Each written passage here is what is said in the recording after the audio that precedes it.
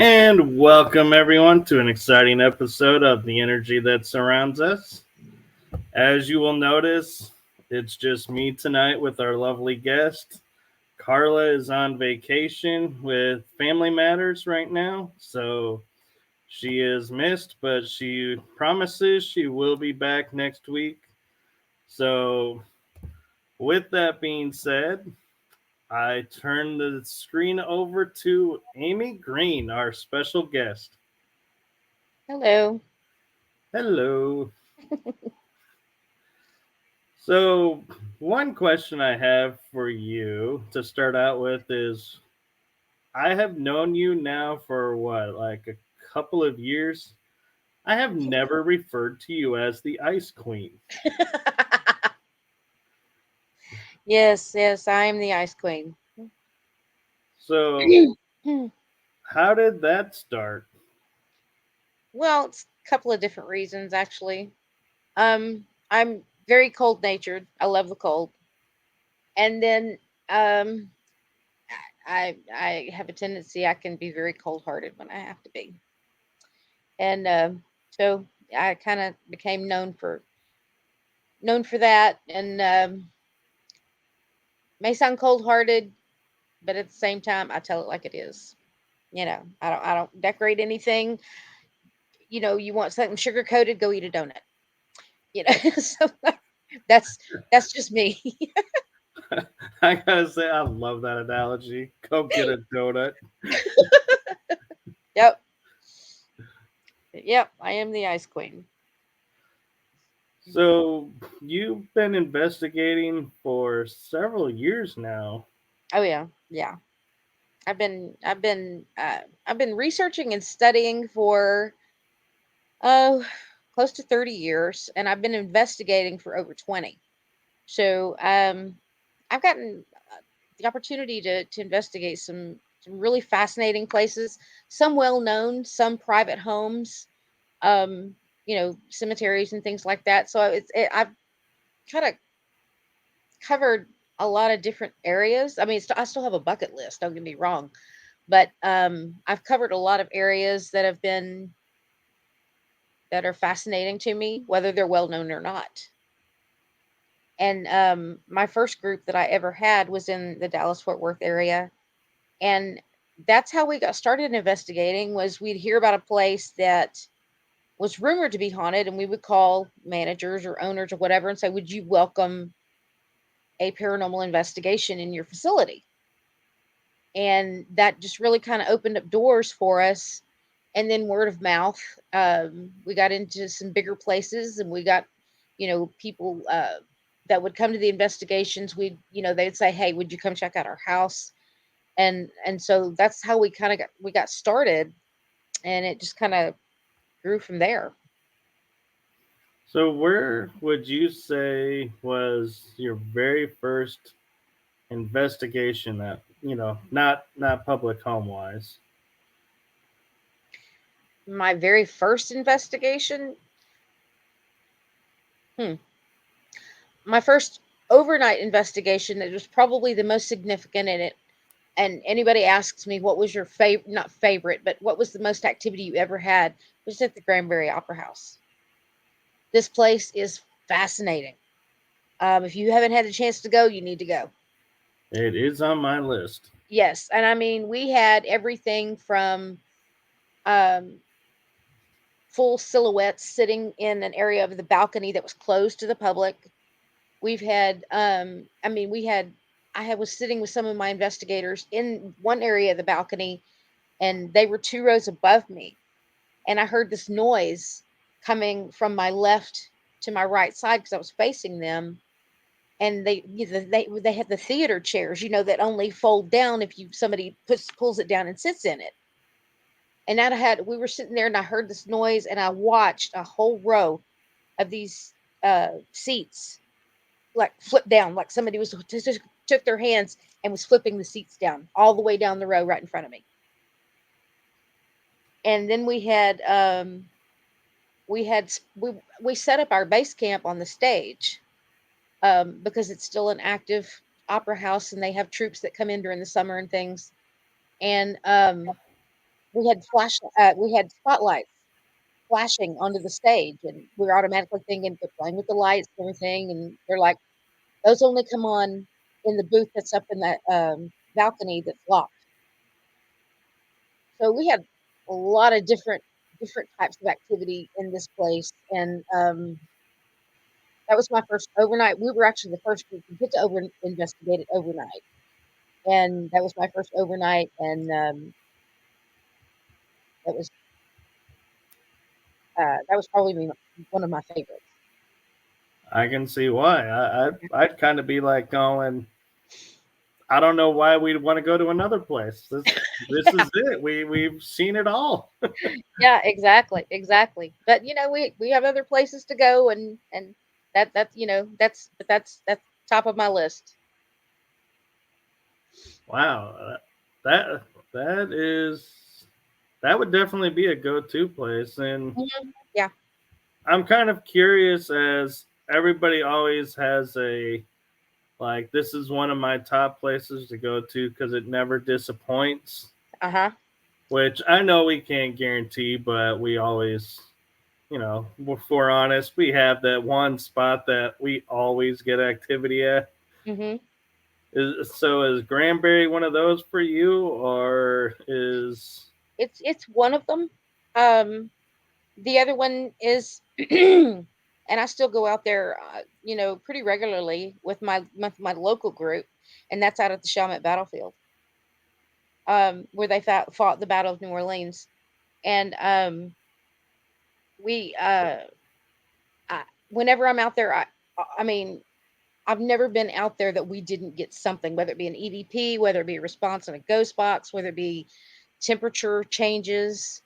I mean, drastic temperature changes. And so it's my one thing about that is though that they do a reenactment every January, and I want to go out there the night after a reenactment and see if you get even more um, than what you do just on going on a random night. So that's in the I'm going to plan to do that like probably next January, and head out there after one of the reenactments. it's kind of funny how you're saying the night after, because I'm sitting here thinking historian inside of me going, forget the next night. I would do it the night of. No, that's Well, what it's all. that's what I mean. I mean, like you have to wait for the place to clear out because a lot of people camp there, and Oh, okay. they stay there for the weekend. But like that night after the reenactment would be, I think, would be ideal. Right. I get Hmm. you now. I'm sitting Hmm. here thinking, you're like, huh, let's give it a day to like No, kind no, of. no, I'm like, what? no, no, no, no, no, no. So, being the historian I am, Hmm. when you say Battle of New Orleans, are you referring to the War of 1812 Battle of New Orleans or the Civil War? No, With not. It was before the Civil War. Okay, so the 1812. Yeah, it was led by one of my distant relatives, Andrew Jackson. And if he doesn't speak to me next time I go out there, I'm gonna be very upset. But that's also the history behind that battle is also really interesting because that is where Jean Lafitte kind of Andrew Jackson pardoned all of his crimes, Right. um, in order for him and his pirates to help them out because he was on the fence as to whether or not Andrew Jackson was on the fence as to whether or not he was going to allow Jean Lafitte. He really didn't want to give him this pardon. But when he saw the influence that he had and the number of men that he had that could help in this battle, he went ahead and um, pardoned all of his crimes so that he could get his help. And I think that's one of the big things that helped win the Battle of New Orleans. Right, because it allowed them to do like what we call in modern warfare the like almost like a pincer maneuver, where they were trapped in between two horses smashing and they had Yeah. nowhere to go. Yes. Yeah. Yep. So So Mike Thomas Press has a question for you. Mm-hmm. Did you guys ever visited Gettysburg, Pennsylvania, and investigated the haunted grounds? Actually, we did. This one, Gettysburg. I That was the first time I had ever been. It was probably summer of 2019. I went for the first time, and everybody kept telling me that you could feel the energy, and I'm like, I don't understand that. But once I got there, you could feel it. It was, and we traveled across the country in an RV, and we were out at the campgrounds. And late one night, we were sitting around just having dinner, and all of a sudden, we heard musket shots, or we heard gunshots. And so, I mean, we're diving, ducking behind things, going, what in the? And then they went looking around and everything, called the police and all that. There was nobody out there shooting. And it just happened to be the RV park that we were staying at was part of one of the battlefields. But yeah, I mean, it was. I'm not gonna lie. I walked out there and I was in awe. I really was. But then the psychology person in me, and I'm sitting here going, this battle didn't make sense to me. Just, so I'm sitting here analyzing everything. And but we got to go up to Big Round Top, Little Round Top. Got to go to the Devil's Bowl and all that. And but it was a very fascinating place. So, Mike, I have not done Gettysburg yet. So, I will just say if Amy says this, it's as good as gold. It is definitely worth the trip. Not in July though. I mean, I know that the Gettysburg Bash is every July, but it is stifling hot. And you will not want to leave the air conditioning. But it's really really hot, but it's a fascinating place, and I definitely recommend it. Yeah, it's funny that you say it's stifling hot because July, you pretty much in the South are pretty much going, it's too hot to go anywhere. Well, it's funny because we stayed in Gettysburg, but we were actually doing an investigation in Scotchtown, Virginia, at oh, good night. What is his name? It just completely give me liberty or give me death. Patrick Um, Henry. yes, Patrick Henry's house, and we were doing an investigation at his house in Scotchtown, and we were there in June, and this was a fascinating investigation, but the humidity in Virginia in June puts New Orleans and Houston to shame. The, Wow. the humidity was so bad. I would go back, but not in June. I just would not ever go back in June. But So, the Scotchtown and the Hanover Tavern and all that, really, really fascinating places. so Linda, I see your question, but before I get there, I'm going to ask. So, with Patrick Henry's home, Yeah. was it actually haunted? Because I'm like, from what I've read about him, Hmm. it's like, to me, I'd be like, historically speaking, one of the least haunted places because he was more an orator and a like in the Congress type of person, not. But the one thing, it wasn't haunted by him.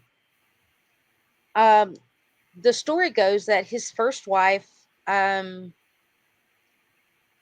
she had 6 children, and they had 6 children together. And after the sixth one, she basically was diagnosed with postpartum psychosis.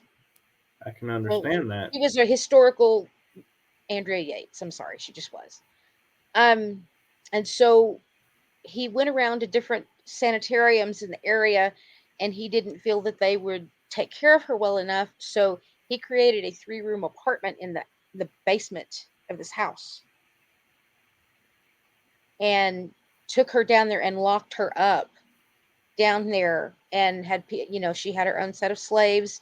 She had her own guard, and everything, but they had to remove her from the children because she was presenting a threat, a physical and mental threat to him and the children. And so she basically was locked away in this 3-room basement apartment in this house. And she was down there for 3 years before she died.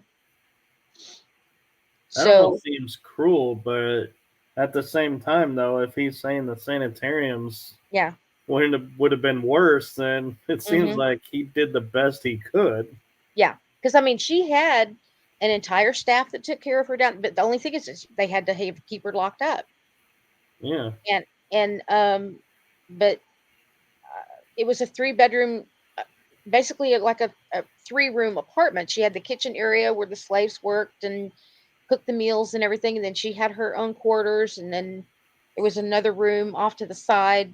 Um, it, once you're down there, it's a very sad situation, but they assured us when they were telling us the story that he did do proper research to find out, if is this the best course of action for her, to protect her from herself, to protect her from, to protect the kids and him and everything. And that was his conclusion, was that the sanitariums would be just entirely too harsh for her. So Wow. yeah. Would never have thought that, but Mhm. okay. So, Linda, as I said, I'll get to your question now. She Mhm. says, "Is Gettysburg a heavy-duty visit for empaths? Do we need to take extra precautions like beefing up our boundaries?" Yes. Yes. While it is a lot of residual energy, um the residual energy is really, really thick, for lack of a better word. So yes, I mean, especially when you get onto those grounds, because they've done a really good job of making the fields and everything like they were during the battles. And where it's stripped, there's no, there's houses and there's forests around it and everything. But yes, I definitely would recommend that. um just protect yourself. Yeah. And she says, good to consider going when it's cooler because we were Yes. discussing not in June or July. Yes, exactly. But I want to go back for a second to the Battle of New Orleans Mhm. because I think you hit on something and we kind of brushed over it that Mhm. I think is something that kind of is something that a lot of people may not pay attention to with the paranormal, and that is that Andrew Jackson is a blood relative of yours, or he was. Yeah. And so you were saying that he doesn't come and talk to you. No. So I just want to point out that, even though, that's an avenue that, a lot of people may think would guarantee some activity or response from someone is to have their descendant Mhm. on the grounds talking to them, but you're saying your experience is quite the opposite, that he doesn't come. No, he doesn't. Mm-mm. No, at all. All the times that I've been out there, never gotten any kind of response from him. We get the most response out there at the battlefield. There's a cemetery that's on the other side, on the back side of the battlefield, and it's I don't know if it's because I feel very sympathetic in there. Honestly, there's only one soldier that's buried there that was actually at the Battle of New Orleans. The rest of them were buried there from other wars and things like that. Um, but there's rows and rows and rows of tombstones that just say unknown soldier, US soldier, unknown soldier. And I'm like, that's incredibly sad to me because that's somebody's son. Right. And all you've got is either a number or an unknown soldier or a US soldier. And that's just really sad to me. But we get a lot of EVPs out there. Yeah. Well, speaking, I'm not. gonna try and make excuses for the people who are in charge of the cemetery, but Hmm. during the Civil War, especially, Yeah. you would have bodies that there was nothing to identify them by. Yeah. The carnage was so bad that it's like Mhm. you were lucky to know if they were Union or Confederate. And so I think, sadly, that's the case. I would hope is the case there. And it just wasn't people wanting to spend the money to write everybody's name out. Yeah. I mean, but as a mom, it's still really sad to me because you're like, that's somebody's son that's buried there, and he has no name, no, nobody has been able to identify him, and he's just, it's just really sad to me. Well, and You're welcome, Linda. Thank you.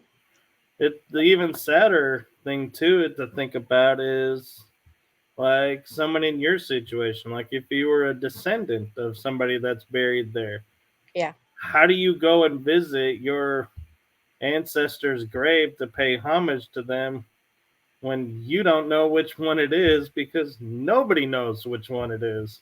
Right. Right. There are quite a few of them that do have names.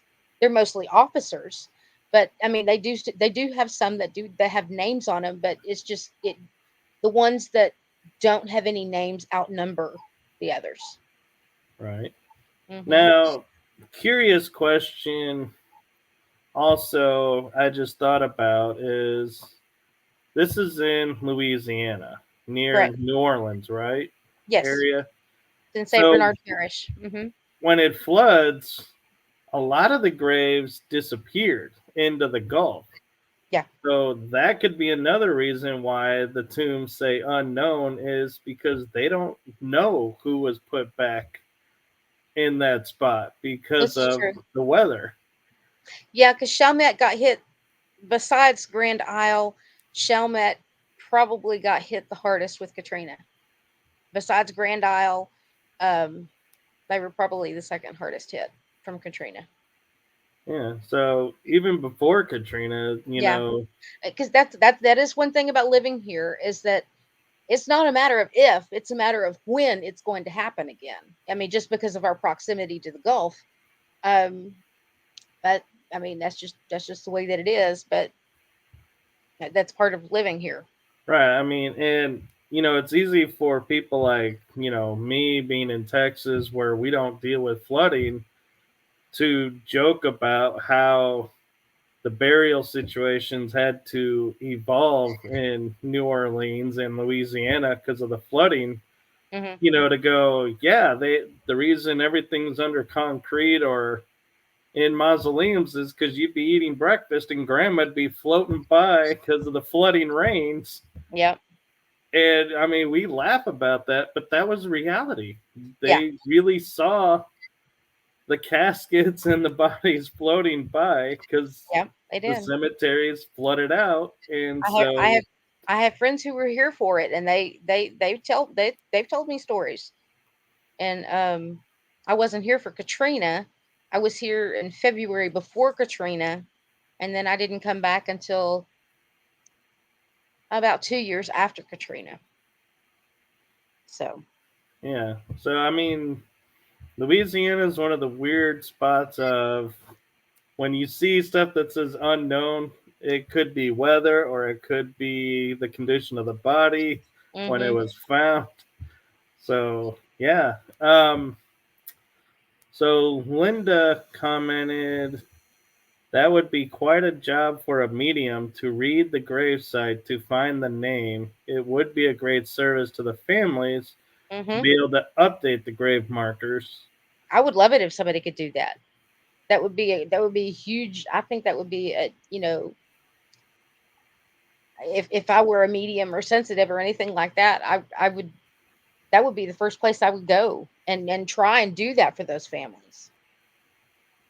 Right. Well, I mean, it's kind of easy for us to say, yeah, a medium can go and identify, but there's a lot of cost involved for the city to take out that tombstone. Oh yeah, put yeah, a new tombstone in. So it may, in theory, yeah, a medium could go in and probably identify every single one of them. But changing the grave sites, that the tombstones, that they may be like putting a stick in with a little plaque that says, "Hey, this has now been identified as so and so." yeah. Well, the one thing that gives me a little bit of comfort on that is that it is a military burial ground. So they did get military honors as far as getting buried. They deserve that. They Right, did serve the country, and they did get recognized for it, whether they were identified or not. It is a military cemetery, and so they at least got a little bit of recognition for serving the country. right. And the beauty of the military with their ceremonies for burying is, like we're saying, if floods came and uprooted, they would get the services again Yeah, when they put them back in the ground.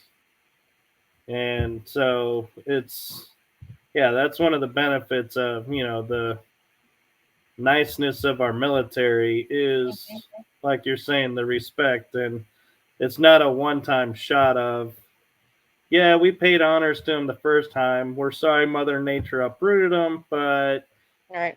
it's like, nope, we're going to get the color guard and everybody back out, and we'll do the whole ceremony over, no question asked. You don't even have to beg or plead. It's like, all right, just tell us when and where. Well, now Linda has a question. She said, "You think the graves have tombstones or crosses?" No, um, very few of them have anything other than just like um, an oval shaped concrete block. Now, some of them that are identified, they have a couple of crosses and everything, but most of them are just this rounded concrete block. And She's also wanting to know, was that a general grave site with one marker? no, now each individual person buried there has got their own marker. Yeah.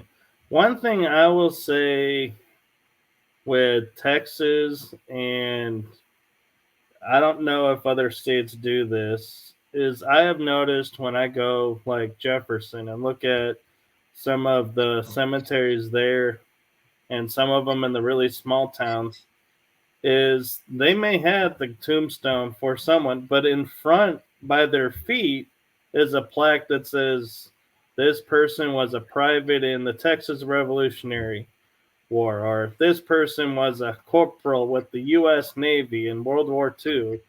And so that I think is even nicer, that they're like, yes, this was an average person, but they served here. And so that I think would be something even Louisiana, if they don't do, could do, instead of changing all of them saying unknown, is to just put down general uh, battle of, in this army or Yeah, something. yeah. And it's a small little thing, but I mean, it means a lot and it helps people to know who's there.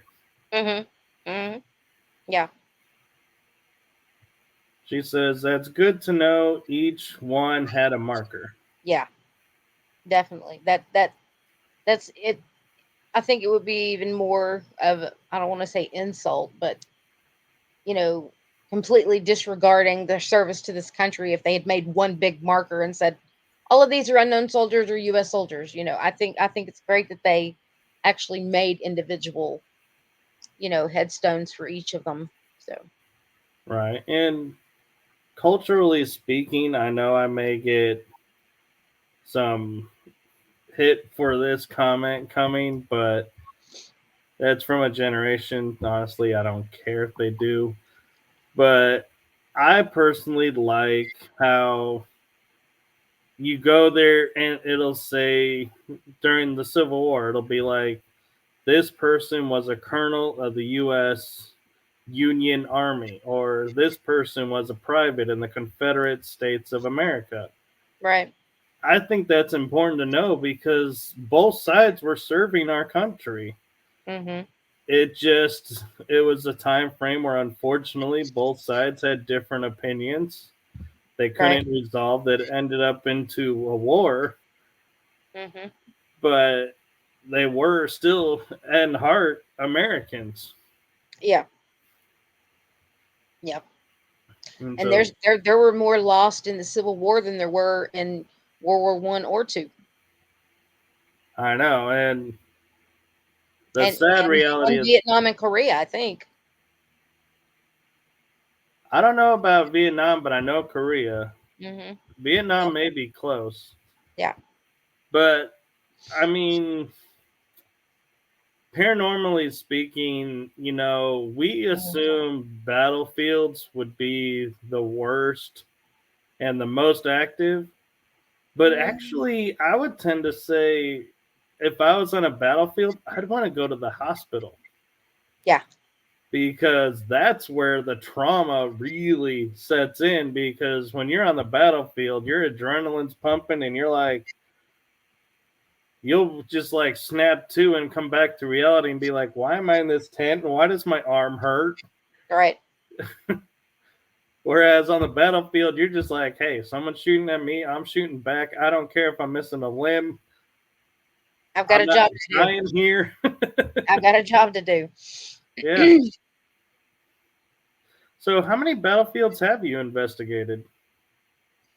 Let's see. Chalmette, Gettysburg, um, briefly did Antietam. Ooh, where in Antietam? I honestly do not remember. It was so long ago. I should know this. Um, because Antietam is not the biggest battlefield there is. Um, I think those three are the ones that I've investigated. Yeah, those three I've investigated. Um, but the one thing about Gettysburg, I will let everybody know: you cannot go out on the battlefield after dark. They will not let you. Um, and as much as you see this big open space and everything, you drive through there and it's completely different because they have statues. Every time you turn around, there are statues in the field that name um, what state and what regiment was based here. And there's a 3 CD set that was actually created for Ronald Reagan when he toured Gettysburg. And there's 3 discs that go for each one is a day of the battle, and it'll take you, and they narrate through it, and you drive through and you come to this stop, and it tells you, okay, stop here, and it tells you what happened right there. And then you go on to the next stop and it tells you this is what happened here. It's really interesting. Of course, I'm a history buff. I love history. And so it was really interesting to hear this. But Bill and Chris were able to get one of those, and it was basically a audio tour of the battle and how it progressed and where things happened and everything. I think that's one thing that I think lacks a little bit in the U.S. is we make these monuments like state parks to the battlefields, Hmm. but we really don't give the immersive, like, this is what conditions were like, this is what these people were facing. It's more of, yeah, these soldiers were here, they did this, and so Yeah. here's where this cannonade was, and it's like, well, yeah, but why is that there? Right. Why were these troops so fighting to take this section over that section? Right. Well, one of the things I go into different places and I hear this place is haunted because of this. And so I'll go in and I'll look, and like I did at Waverly. I've done 2 overnights at Waverly. And they're talking about room 502, and I'm looking up into the ceiling. I'm looking in the room and I'm looking up in the ceiling in the floor, and I'm like, even back in the day, there's not a pipe up there that would hold a body. So where did she supposedly hang from?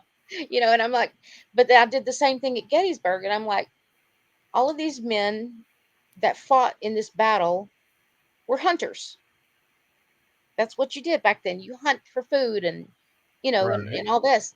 There's trees everywhere. Hunters are supposed to be quiet, right? Right.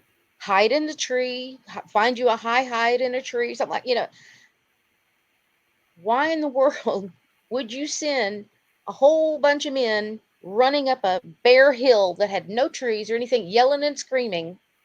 And I'm sitting here going, that doesn't even make any sense. That just it it just did not make any sense to me. I'm like, you're hunters. You should have. But I mean, I know it was very passionate on both sides. I get that. Right. It was very, they were very passionate about what they were defending and protecting on each side. But my analytical mind just could not wrap around the fact that, running up big round top or little round top, it's nothing but a field. Why would you send a bunch of men screaming up the hill when it would be more effective to put them up into trees and hide and but anyway, it's I could probably not. answer that with one general's name, McLennan. Oh, yeah. He was more politician than general, so he Hmm. was trying to make a name for himself, and so Yeah. yeah, it's almost like I want to say I think I got the name of the battlefield wrong, but I want to say it's the Battle of Franklin where they were crossing the river Hmm. and the Confederates had the high ground, but we could only move one platoon or battalion across, not major army. I mean one small section.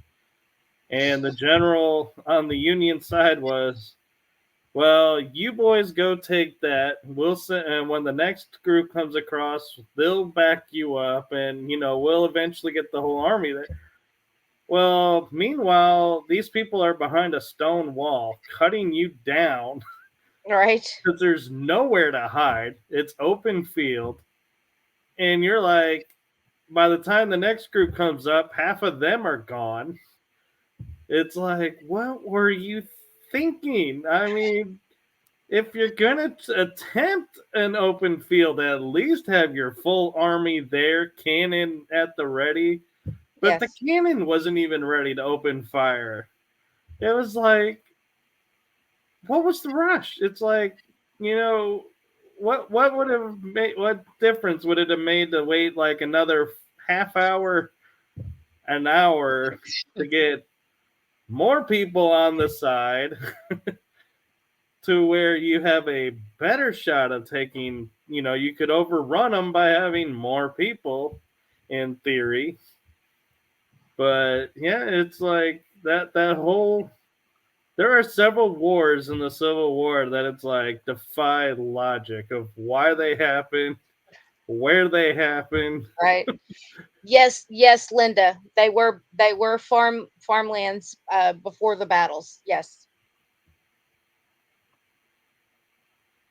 Right. And yeah, I mean, we think of the towns like nowadays, like if you were to say the Battle of New Orleans, we're picturing New Orleans today. Right. Yeah. But back in 1812, when it was the Battle of New Orleans, it was almost like swampland. Yeah. There really wasn't a town. Yes, And Woodstock was. Yes.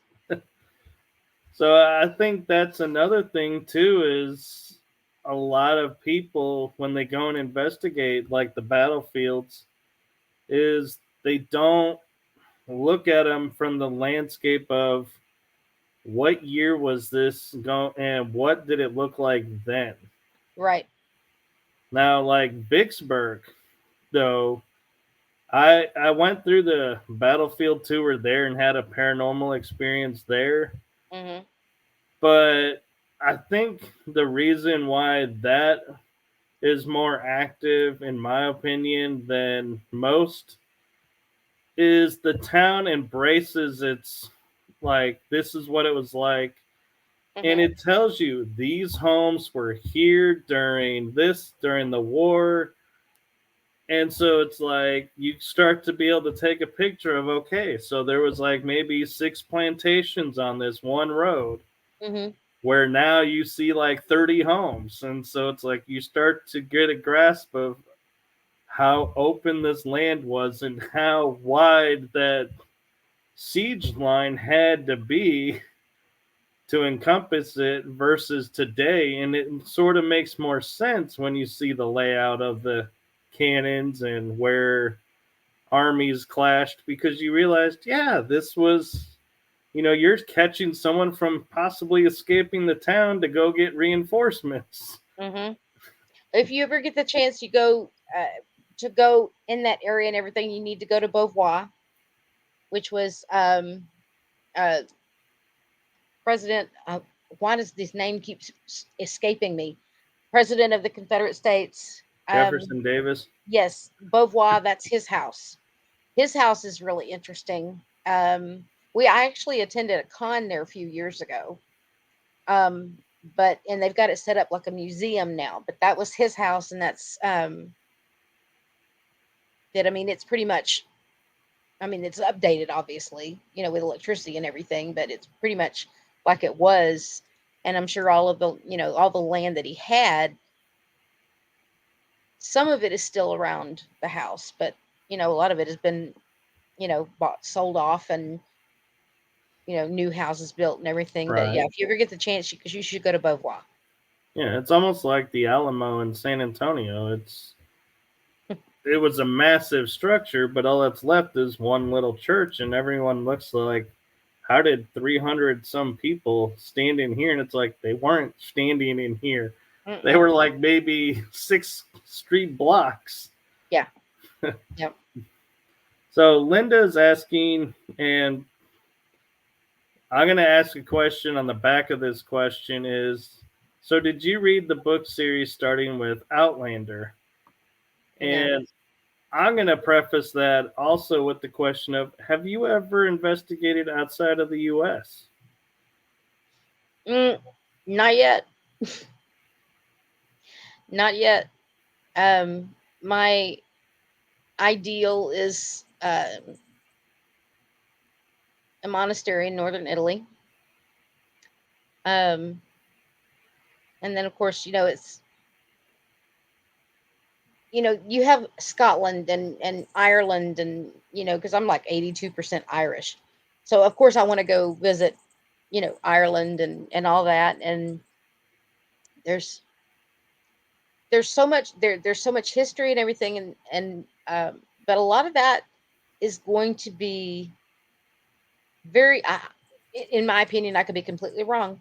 Very little of that is actually an intelligent haunting. It's just residual energy. Um, now the monastery in northern Italy apparently is very active, very intelligent, very spooky. Um, but yeah, I'm going to go to places that I'm seeing that there's actually interaction. Um, but I haven't yet, but it's on my list. So I've had a few experiences international, but not Mm-hmm. as a paranormal investigator as before I started. Mm-hmm. But so with Outlander, have you read the books and are you familiar with the show?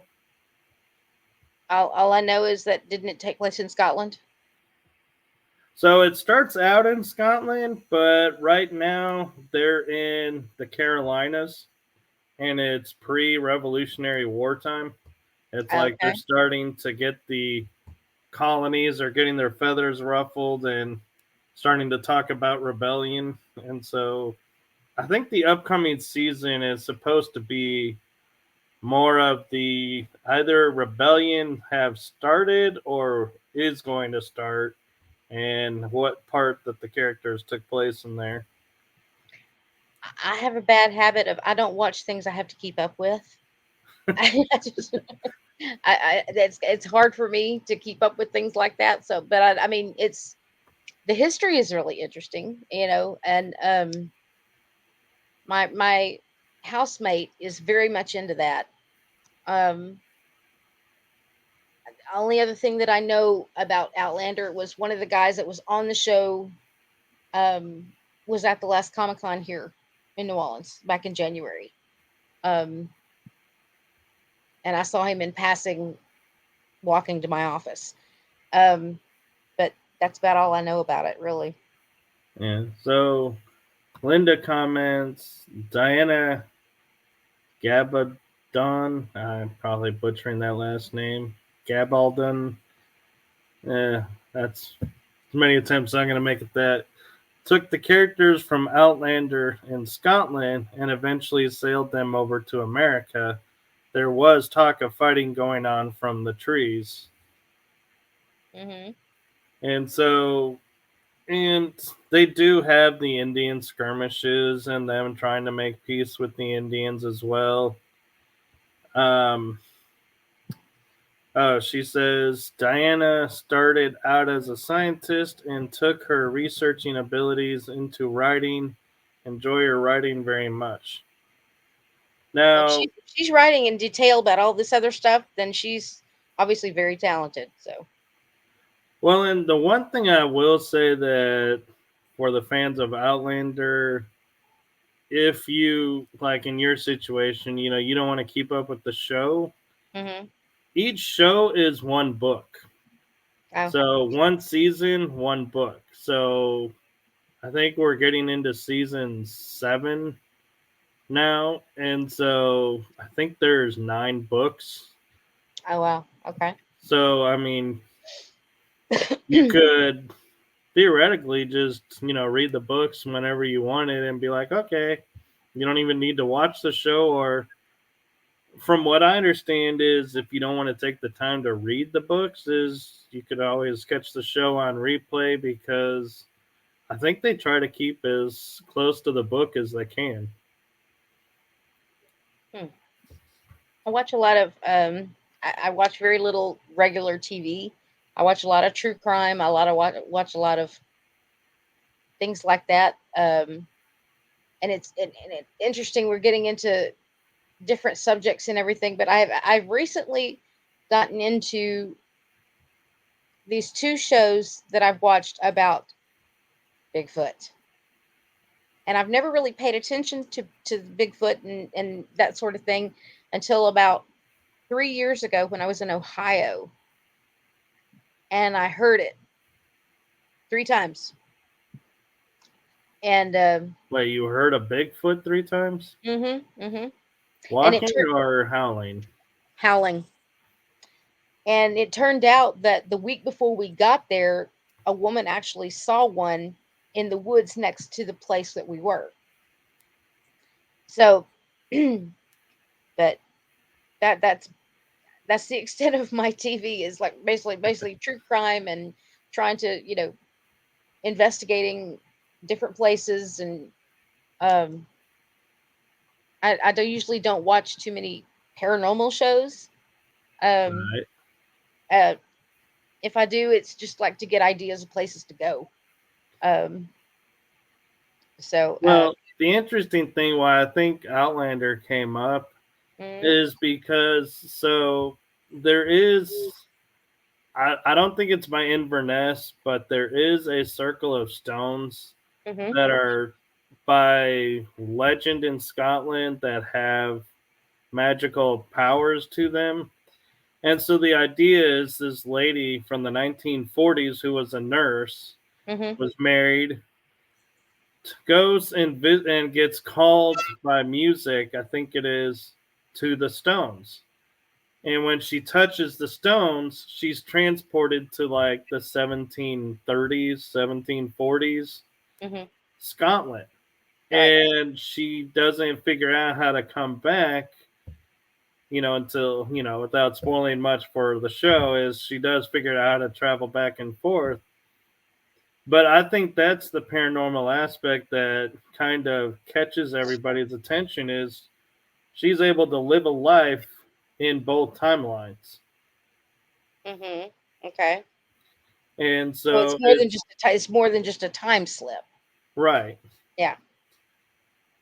And so yeah, it's really interesting to see how she has to cope with knowing what she knows from the 1940s Mm-hmm. during World War II in the 1700s and being like, what her knowledge as a medical will end up getting her called Mm-hmm. and what her life is going to be like. And yeah, and so it's interesting to watch the dynamics of how she's got the strength to do some things because she has some knowledge being from the future, but she doesn't have all the knowledge.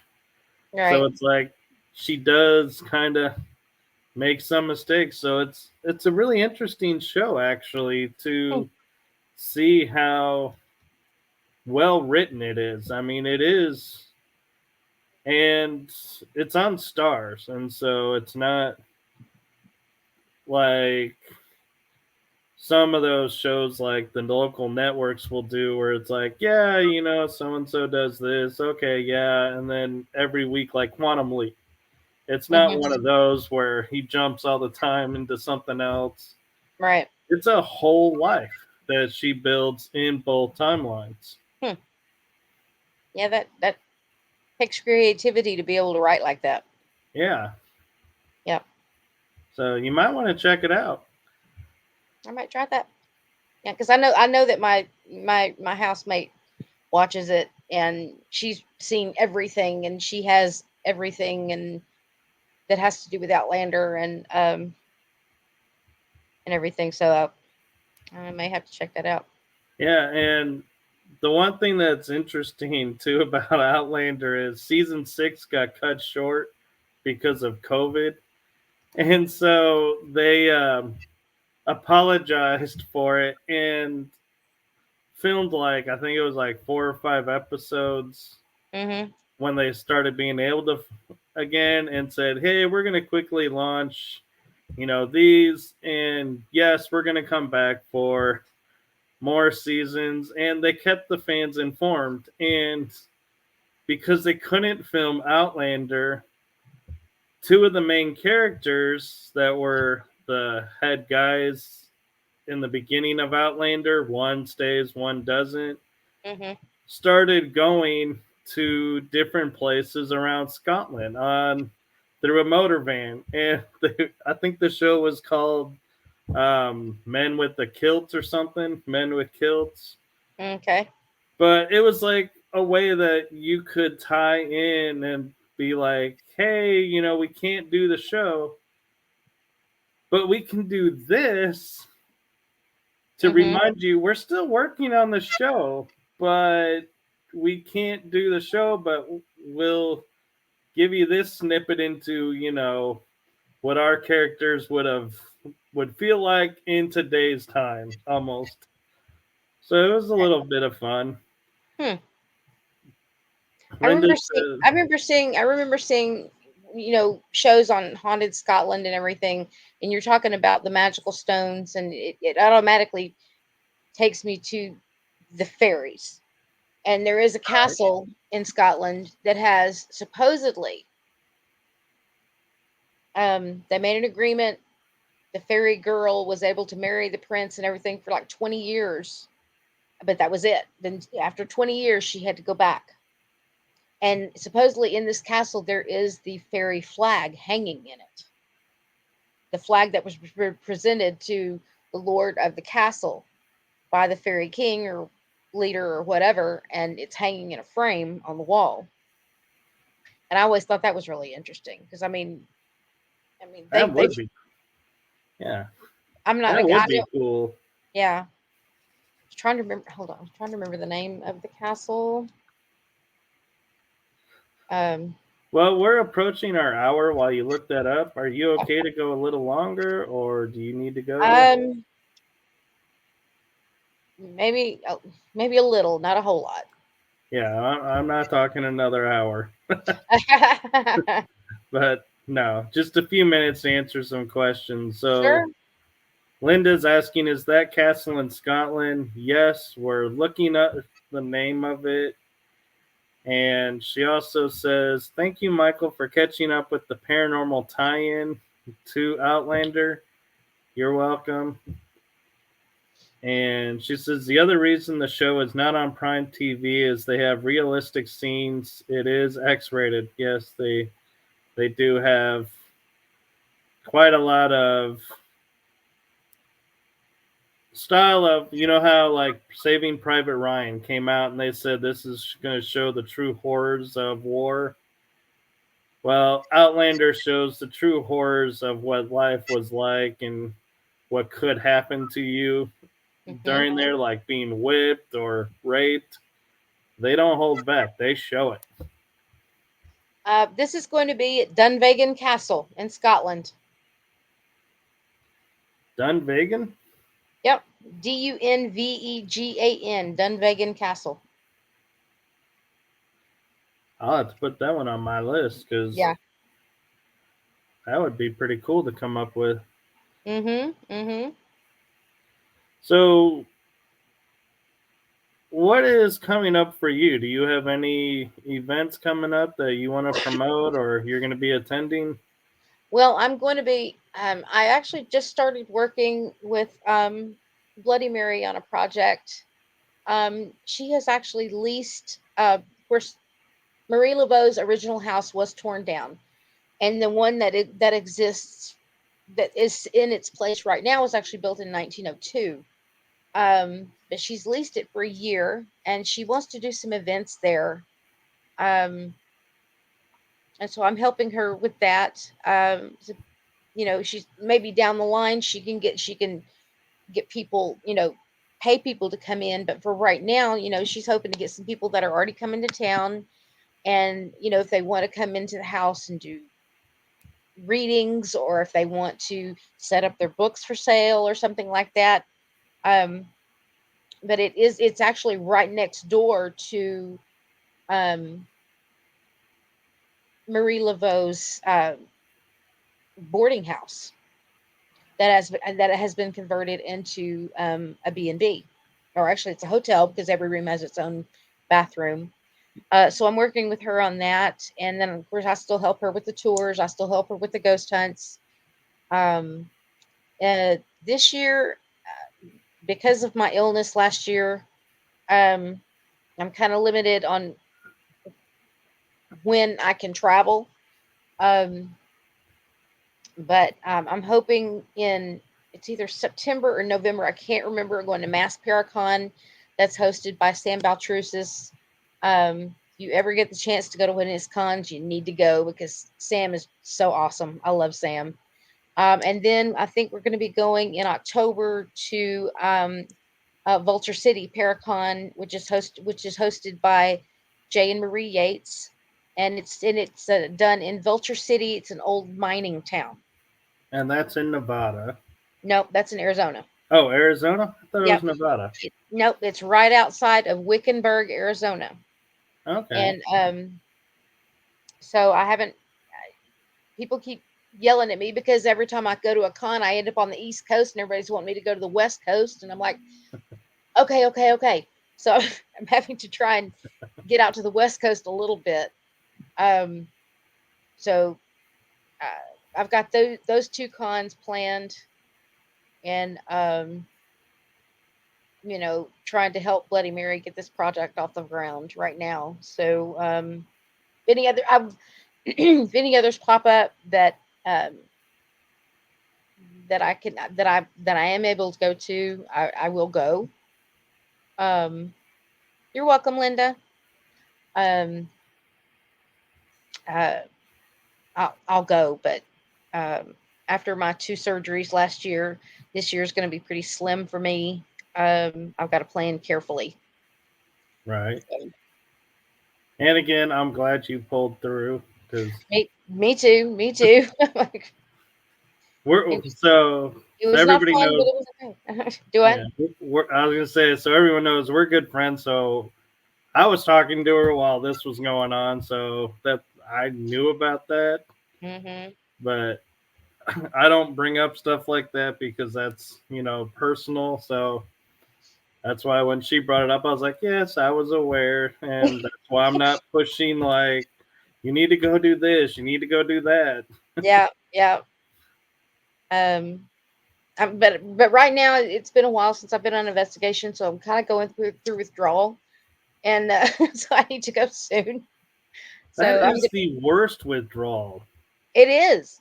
It is. Except for I have been working on my fourth book for about 6 years now. And I've got the worst writer's block. And I'm like, I got to figure out something because I know where I want it to go. I know where it is, and I know where I want it to go. It's just that the goop in between that's is snagging me.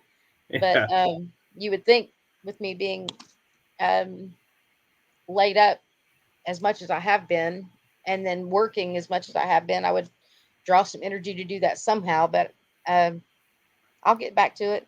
It's just a matter of time. yep. Linda says sending healing wishes. Just baby yourself. Take the time. I wish I could, but thank you very much. I appreciate that. That comment. Take the time. That sounds so familiar.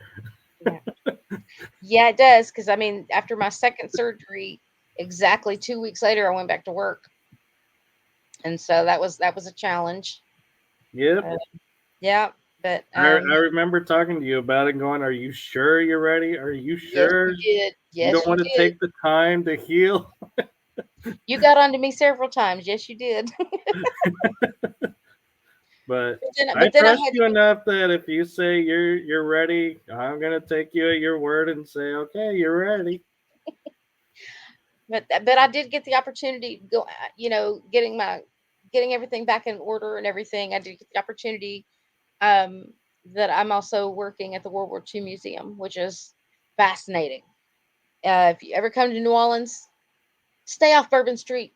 Go to the World War II Museum. Bourbon Street will do nothing but disappoint you.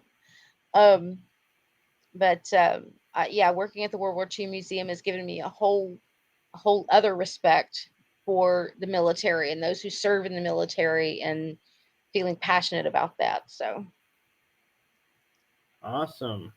So one question I have for you to kind of start wrapping things up is hmm being that you've been in it for so long and been on break as well. What advice do you have for people about not burning out in the paranormal field? not burning out. Like investigating so much that all of a sudden it's like they're like, oh, I just I'm done. That's kind of hard because it's paranormal investigating for me is ironic because I am the least patient person on the planet, and that's all it takes to do paranormal investigating is patience. But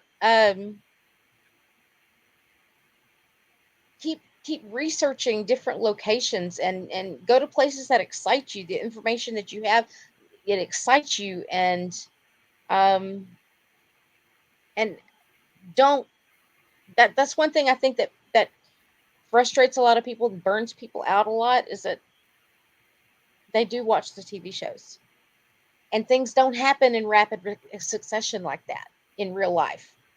Usually when you see somebody doing EVPs, I've sat in the dark by myself for 3 hours and have gotten nothing. But then I'll go somewhere else and I'll be in there 10 minutes and I'll get all the whole sentence. So don't take what you see on TV as that's really exactly how it is. And Right. it's just um That is so true.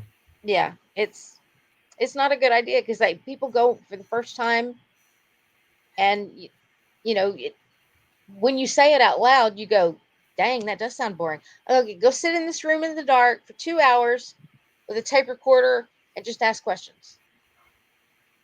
And And once you say it out loud, you go, dang, that does sound boring. But it's, and 99% of it, I think you can agree with me. 99% of it, we can explain it away, but it's that 1% that keeps us going. Right. And And I've seen it enough times.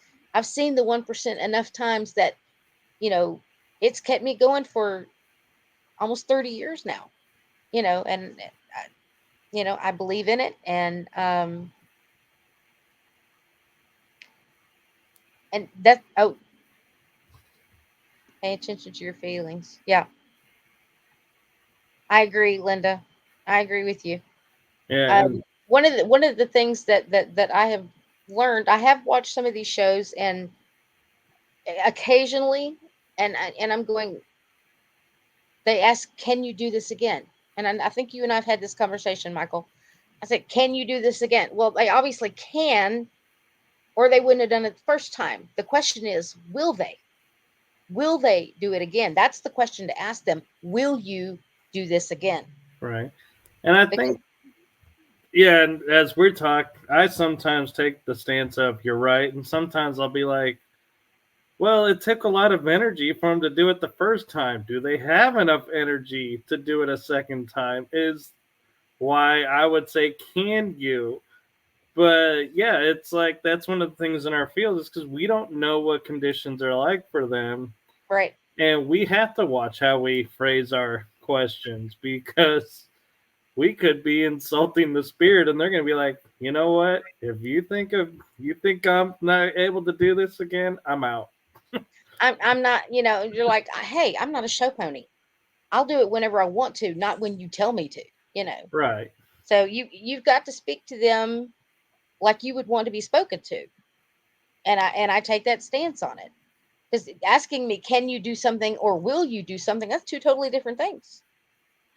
Right. And even still is I catch myself doing it and I feel kind of bad doing it is like I'll say, "Can you knock?" and I'll hear the knock and go, "Thank you. Can you do it again to make sure I heard, Hmm. that we're talking to you?" It's like we're saying to him, "Yeah, I don't believe you did that." Right. It's Yeah. like, why do we need validation that you did what we asked you to do by Right. doing it again? Well, and not only that, but I see different investigations that I've been on and things that I've watched and everything, and I'm like, they ask, "Will you, can you come sit down beside me? Can you come sit? Can you touch my hand?" And then it happens, and they freak out, and I'm like, "You asked them to. You I know. asked them to do this, and you're going to freak out." Yeah, we were actually laughing on Facebook on a meme that somebody posted that is a spirit that's sitting there, and the investigator goes, "Can you make a sound?" And they make a sound, and they go bolting out of the room, scared, and the ghost is sitting there looking at it like this, going, like, "You You asked asked, me to make the sound. Why are you running away?" right? It was just like when I was at the Bel Air house in Ohio, and I'm sitting upstairs. I was up in the attic, and I'm sitting there, and I had to keep that in mind because I'm sitting here. I'm going, okay, you can touch my hand if you want to. And I held my hand out, and sure enough, something grazed the palm of my hand. And I started to jerk away, and I'm like, wait a minute, no, I asked them to do this. And so then it became fascinating. I'm like, ooh, will you do it again? Because it was just like, it wasn't scary. It's actually, it was just like, ooh, I asked them to do something. They did it. That's fascinating. Let's go again. But it's, Yeah, it's kind of funny hearing you say you would ask, could do it again. I'm sitting here on this side laughing, going, "Yeah, what you really said is, hey, if you're gonna be grabbing my hand, you better buy me a drink first."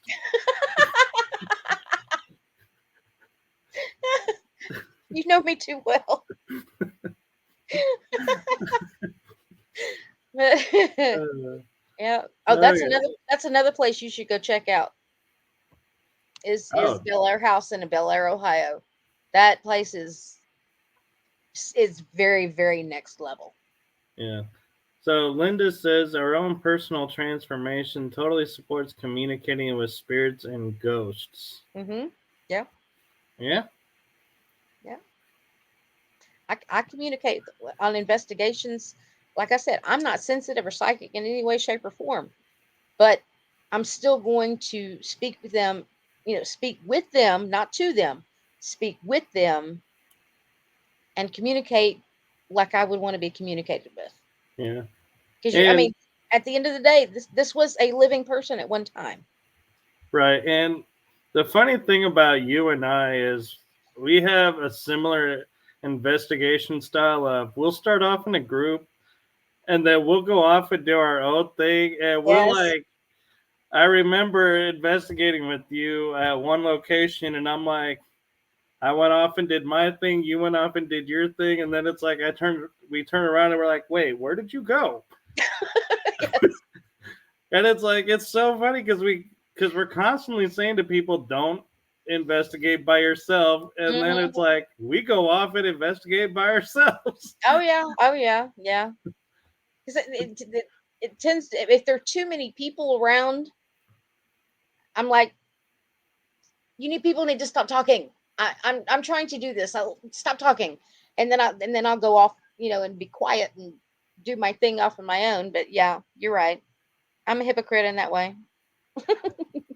No, well, what I find myself saying is when I do it is going, I know I'm safe and I'm protected, and that the people that I'm around Hmm. know me enough that if I am off on my own, that they have a general idea of where I'm at. So it's not like I'm going to be left at a location, Yeah. Yeah. or if I'm like quiet for like, I'm not seen for 20 minutes that everyone's freaking out that, something happened to me. But at the same token, if like 45 minutes goes by and I haven't said a word or appeared, they're Hmm. going to go looking for me.